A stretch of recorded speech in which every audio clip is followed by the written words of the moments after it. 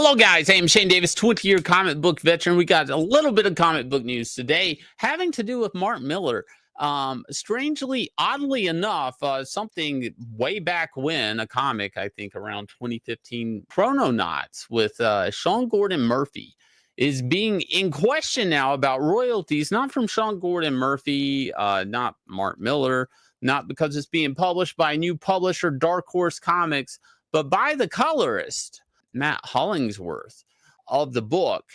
And it's being in question now that Mark Millar, that this book should be boycotted because the colorist is getting no royalties on it. Now, we're going to talk about how this started.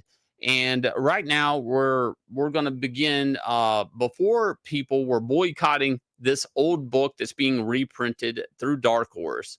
Mark Millar, congratulations, him and John Romita Jr. Psychic Sam is a Kickstarter. It got big real world press through the Hollywood Reporter and stuff, and it's up on Kickstarter.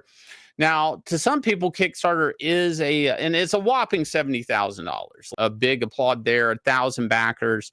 If you guys don't know, we do crowdfunding ourselves. So I do keep an eye on these things, and we do have Anatomic getting ready to launch this Saturday. So get ready. Make sure you're signed up and primed and ready for that, launching this Saturday, guys, on our own site and Indiegogo.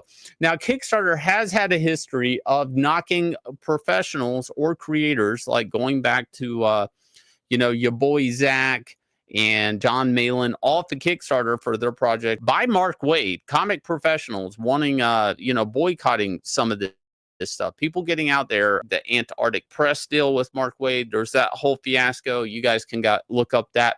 But cancel culture, Whisper Network, a lot of people out here trying to keep people off of Kickstarter. Camilla Zong was a person who also worked there, who I had overheard a conversation at an event, at a fundraising event in New York Comic Con, about gatekeeping people off of Kickstarter. It is a thing. It is a thing. Now, why we bring this up and how all this is related is going back to Rich Johnson's article about this project. And you would think he would be happy for Mark Millar, venturing off and doing creator-owned projects. He does say Mark Millar was going through Comicsgate channels for promotion. You want to talk about that, Yanzi? So the moment you hear that somebody like Mark Millar is suddenly going back to Kickstarter, and it's like, wait, hang on, doesn't he have this fantastic Hollywood deal where they buy all his stuff and turn it into movies and TV shows straight away? Well, I guess because they're trying to avoid that happening so that John Romita Jr. can get a cut of whatever they would make if it becomes a TV or movie down the road. They have to start this new imprint called Side Hustle Comics. So that's why they're running this through there. Now, as you guys know, especially in Comicsgate, how crowdfunding works is that not only do we just put the campaign up, we also go around promoting it on different channels, so on and so forth. And that is where some people have taken issue with it.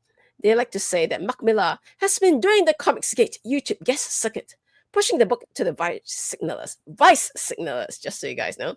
And also had Rob Liefeld on his Miller Time podcast last week. We know Rich has a little bit of a thing going on about Rob Liefeld. But here's the thing. The biggest channels that Mark Millar has gone on are not Comicsgate channels. They're channels with Neurotic. They're channels with Critical Drinker. As far as I know, there's no Comicsgate connection. He's been on one or two smaller Comicsgate adjacent channels, but it's just easier to call everyone you don't like Comicsgate. It's like everyone I don't like, it's easier to call them Comicsgate, so everyone understands straight away. Ooh, must be all those alt-right Yazis, whatever, Well, maybe it was a year ago, Mark went to Twitter and talked about the American comic book industry and how there's a lot of canceled pigs, right? People canceling creators and talent and stuff like that. And I've had conversation with creators that will go nameless that have stepped out of doing comics to do video game work and stuff like that because they're afraid of being canceled. It is true. The way, if you've been in the American comic book industry, the risk versus reward of working for almost minimum wage salaries at Marvel and DC and your name being broadcasted out there with these flagship characters that are getting box office, movies and all of that stuff. And then you get canceled. So then there's a headline out there, the artist is so-and-so character that everybody knows. but never read the book sees your name there being canceled. There are creators I can attest to that are like, it's not worth it. It's not worth it putting my head in that guillotine. It's just a matter of time, especially if you don't have the pronouns, if you don't have the right skin color, if you don't have the right sexual identity and all of that stuff. And then there's a matter of time that even if you're not being canceled, you're just not going to get hired, because they're celebrating a certain demographic that month. And, you know, you're problematic. Now, this article was June 2025. Okay. Now, this is about a book. Is it 2016? It was originally published through Image Comics, right? 2015, it was published through Image Comics. So I want to point out one interesting thing, though. So you have over here Rich Johnson talking about this whole comics gate circuit that Mark Millar has been going on. And then you have Dark Horse talking about, oh, by the way, here's our library edition of Chrononauts. It's after, I guess, after Rich Johnston's article. And suddenly you have Matt Hollingsworth saying, no thanks, don't buy this. I receive no money. Okay, now I need to point out, this isn't on Twitter. This is on Blue Sky. For people that are confused with what you're looking at, a lot of, once Elon bought Twitter, and obviously he was pro-Trump, a lot of comic pros left. And see, you're going to start seeing the invisible string here. A lot of comic pros left in protest because Twitter really cares if what SJW is there. And they went to Blue Sky. So a lot of comic Twitter is there right now, I guess. I don't know if the platform's taken off. I don't even have an account. This is the first time I actually ever saw anything there. But so obviously the colorist taking an issue with something. Now, this is where this gets interesting, right? Is you're going to see multiple articles that then start to follow this at Bleeding Cool, right, by Rich Johnson, covering the boycott of this by Mark Millar's Chrononauts because of Hollingsworth, and then the continuation of the boycott. And again, we could look at all this and go down through it, but I'm going to tell you, as a person who's worked at Image Comics, how things work. Now, keep in mind, this is being published at Dark Horse today, but the initial contract for this book and this job and this work for hire agreement was an Image Comics book through the Millarverse, of course, but it was published through Image.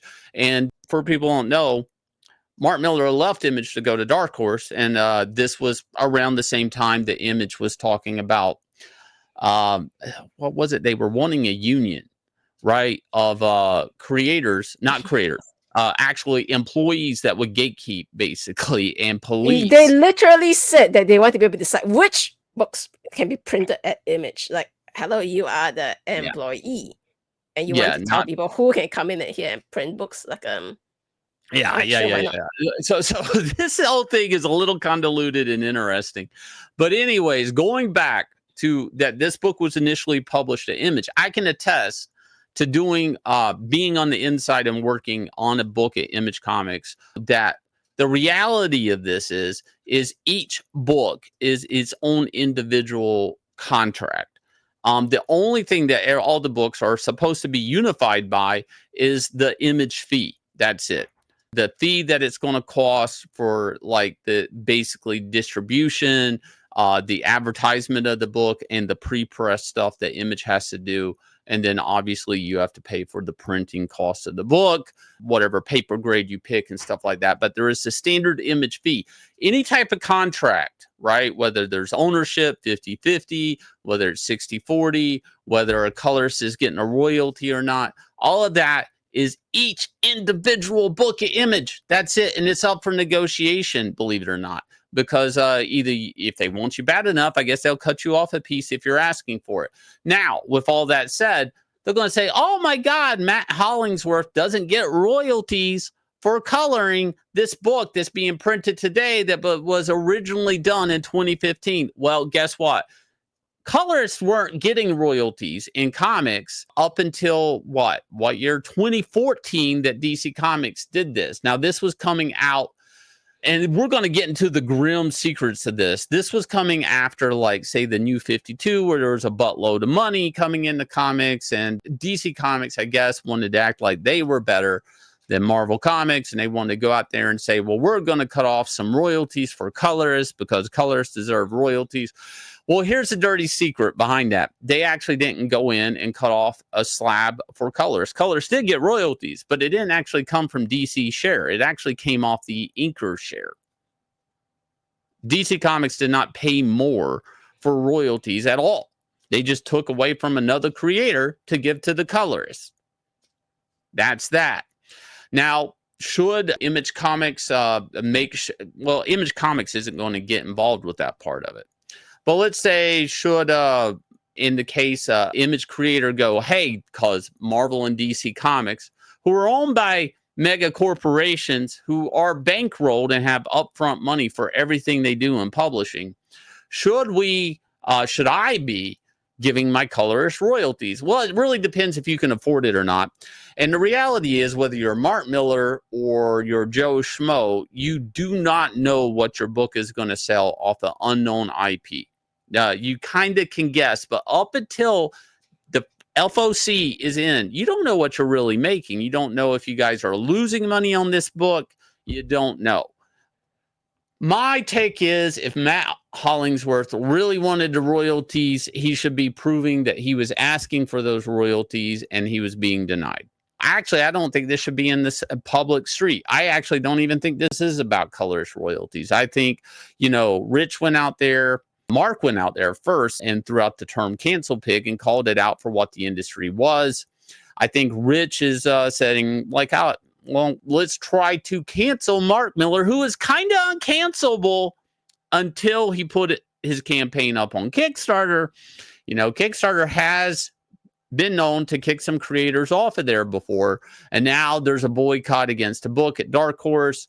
I doubt Dark Horse is going to do anything with Mark Millar, but they can be a pain in his ass. Why not be a pain in the ass? And again, like, a lot of this isn't about, it's about collecting scalps. The cancellation thing is about the power, right? And things like Rich Johnson in the mainstream comic book industry are losing power. I mean, Mark Millar, the writer of Civil War, all the big books at Marvel, Red Sun at DC Comics, movies like Kick-Ass, he is now his own guy. He's got his $1 million Netflix deal. He doesn't need their money anymore. Marvel and DC can't get him. They've been trying to get him to do a Superman book for a while. He's talked about it. He's just like, whenever I can get around to it. But yet, they're out here still trying to cancel him. If you guys will hit like, subscribe, ring the bell for notification. Let me know what you think in the comment section below. Am I right or wrong on this? In the end, it doesn't really matter because Matt's crying about something. He should have been doing something about it 10 years ago. Also, hit like, subscribe, and be ready for Anatomic launching this weekend. If you guys haven't, please go out there, sign up for it. Make sure to support us if you can. Day one is very important to us. And if you're missing out on anything Inglorious Rex related, you can buy our books on Nine Lives Comics. Go to shop over here, and you can browse Inglorious Rex, Starlight Cats, Extend, a lot of good stuff. And we have merch. All the links are down below. And I'll leave you guys with a trailer for Anatomic, launching this Saturday, written by me and Yanzi, drawn by Anthony Gonzalez Clark. Catch you guys then.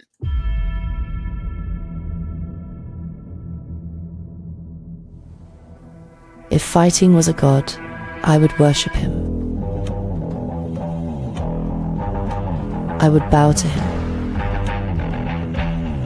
I would pray for victory.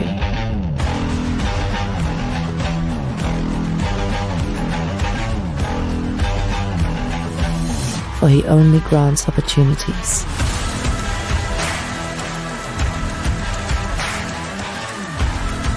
But behind every god lurks a devil. And the devil wants me to take a dive. My name is Anatomic.